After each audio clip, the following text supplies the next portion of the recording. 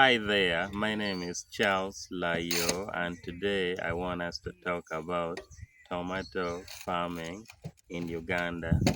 Now, Uganda is one of the countries that is also well known when it comes to farming. There's a lot of potential, a lot of people are coming to do the farming, and there's quite a lot of crops that grows here. Yeah, of course, when we talk about farming, it's very wide. We have the crop bit of it, there is animals, we have the birds. So it's something really wide. But of course, today I want us to talk about tomato growing in Uganda in details. So I'm going to take you through right from beginning until the end. Now, tomato is one of the things that is consumed by almost everyone in the country, I think even in other part of the world. But of course, it takes process also to produce it. And if you are a farmer or if you're someone who is interested in growing tomato or you want to venture into it, this is a right video for you because I'm going to take you through the entire process. Now, to start our video today, tomato farming in Uganda typically involves preparing your nursery bed, showing your seed on the bed, managing it well when it's still on the bed, then later you can transplant it. You can just see right here, we've been transplanting this garden here yesterday in the evening and also today in the morning. In this video, I'm also going to answer to you shortly why we are actually transplanting it in the morning, because some people would say, why are you doing that? Shouldn't you be transplanting it in the evening? So that is it. So transplanting it and then later managing, of course, the growing plants through the fertilization process. We have the weeding, there is pruning, there's pest control, among others. So usually when your tomato is ready, harvesting can start from 2.5 months to 3 months. That really depends on the variety that you've grown.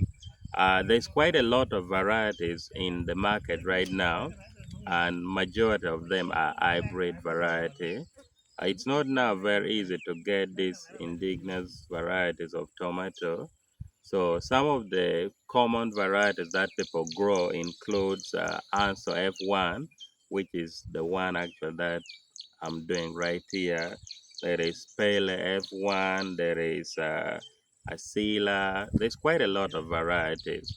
So why have I chosen Ansal F1? It's because of one or two reasons. One, Ansal F1 is very tolerant to the bacterial wilt. Of course, that is a common problem that most tomato farmers face. Secondly, it also has a very long shelf life. When you harvest it and then now it's in the house, you can actually keep it for some days, which is very okay. Now, to start our video officially with guiding you, answering your question, number one, the step that you need is to identify which variety you want to grow. I've already mentioned. Once you've identified the varieties that you want to grow, you've also bought the seed already. You can now start preparing your nursery bed, or preparing your land. Nursery bed and land, the process actually moves together. In fact, I would advise that you prepare your land even before your seedling is ready, so that by the time your seed gets ready in the nursery bed, the soil is also ready. You just do the planting. Soil or land preparation is very crucial, and you should take that as something very important if you want to do farming. Uh, After you now prepared your nursery bed, you now have to show your seed. I've done a whole video about preparing nursery bed and also showing the seed. You can look at that. And then secondly, we now come to transplanting, just like you can see. Now, when it comes to transplanting, first question that most people ask is, what is the spacing?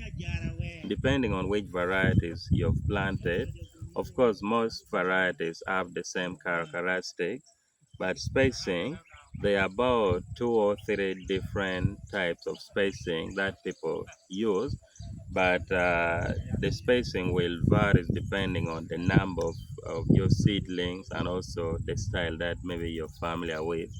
But I would recommend that you do 75 by 75, 75 by 60, or 75 by 50. Right here in this garden, we have done 75 by 50, and I think you can see how it actually looks. So spacing is also very important because it can increase or it can also affect your tomato production. So you should take that as something very important as number one. Now, when you're transplanting, what are some of the things that you will need? Number one, you will need tape measure to help you with some measurement. If you don't have, yeah, you can do it locally or use the traditional way. Secondly, you'll need watering can or maybe a knapsack sprayer.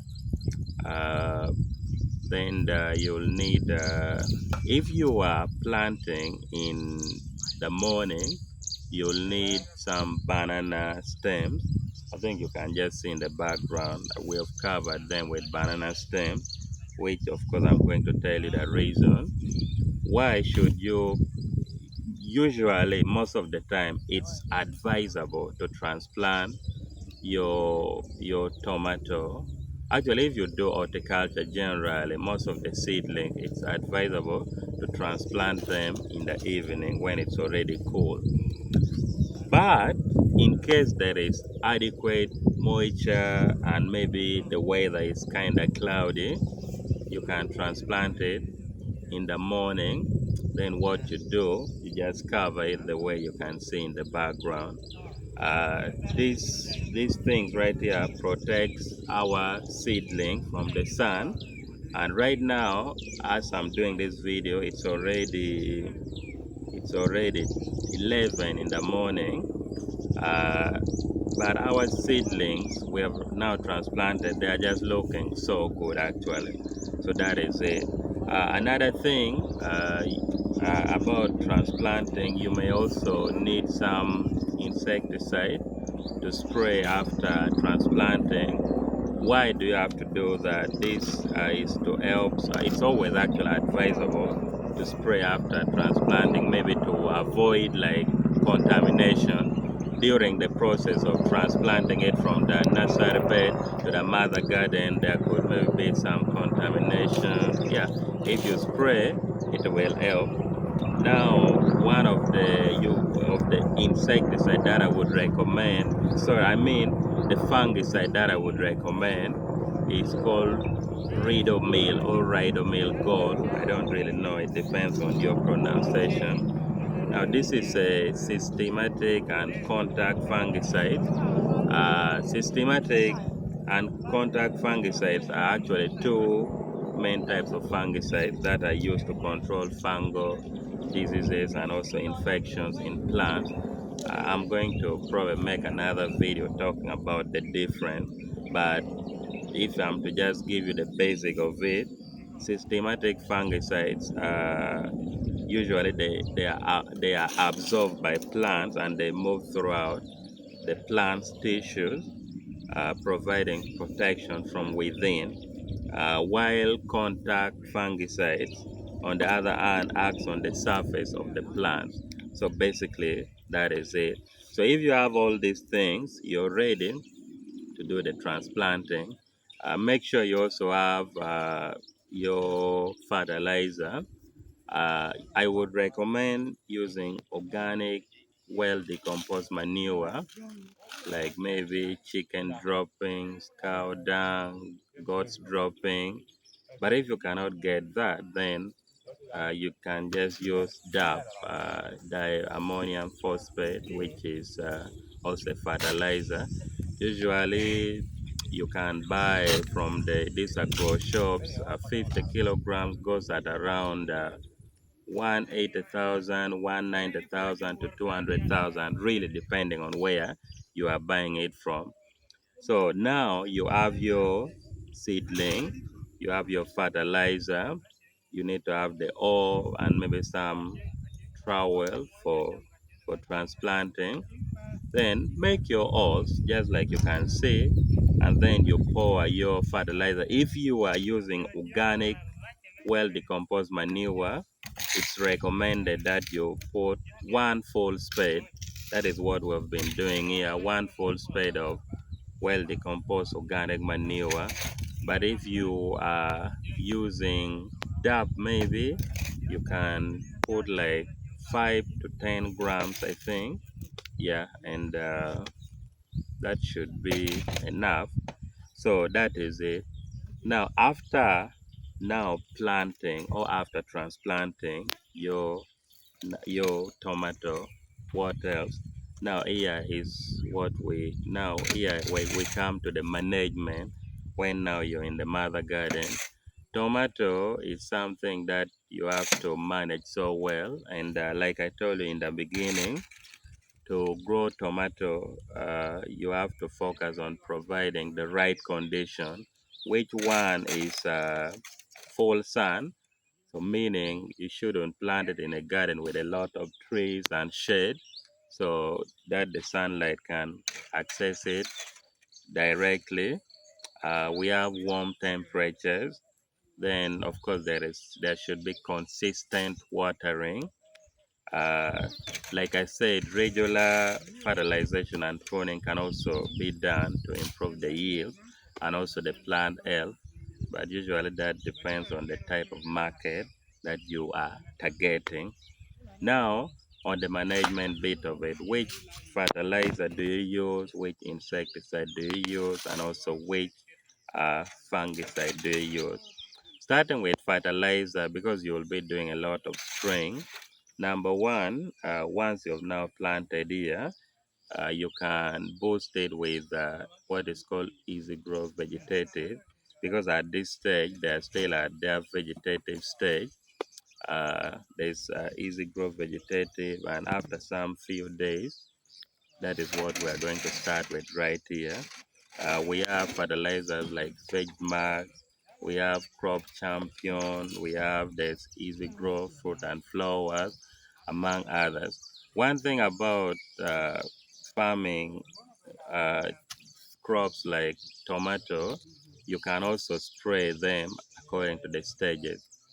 Now, the insecticide you can use can be Doodle or Selamatin, you can use Rocket, you can use Striker or any similar one that you can get.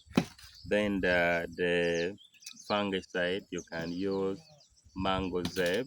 Uh, some people call it Indophil, so really it depends. So if you can irrigate, it's a good idea, do the irrigation. There are many forms to irrigate. You can irrigate manually by just watering it, or you can create a ridge where water just flows. That is if you're in a waterlogged area.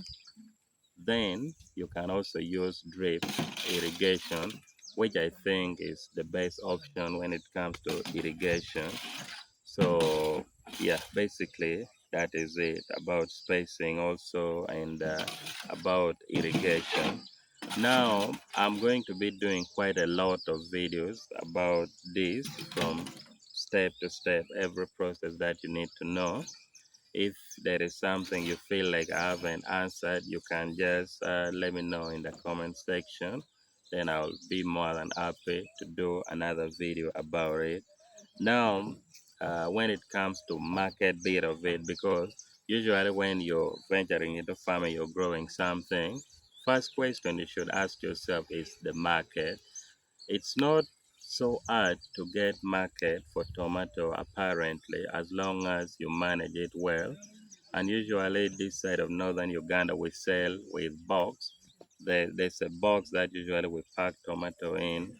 Depending on the season, sometimes you can sell at around maybe 300,000, 350, sometimes 400 also, or 200 something. Really depends on the market per box. So at least when you start harvesting, of course, I told you, you usually start from 2.5 months to 3 months, depending on which varieties. Usually, 1 acre, you can maybe harvest maybe 5 box in a week. Yeah, something like that. So that is it today. My name is Charles Layoo. I am the Ugandan farmer, and I'm here to share farming knowledge, practical farming education to you. If my video is helpful to you in any way, be sure to support this journey so that we can reach out to more farmers. Subscribe, like this video, and share it with your friends and family. Thank you for watching. I'll see you in the next one.